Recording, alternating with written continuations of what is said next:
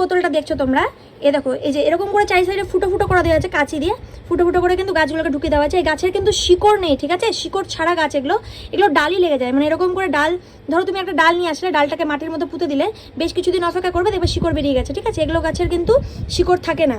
আর দেখো বোতলে গাছ লেগেও গেছে, দেখো ফুল হয়েছে, দেখেছো।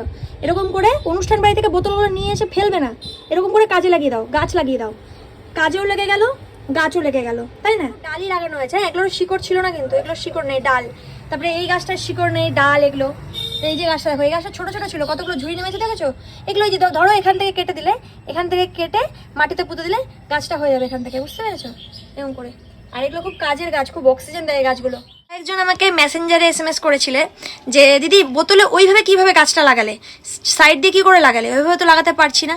তো তোমাদের ক্লিয়ারিটির জন্য আমি কিন্তু ভিডিওটা করলাম। তো তোমরা দেখে আশা করি বুঝতে পেরেছো, বুঝতে পারলে কমেন্টস অবশ্যই জানাও।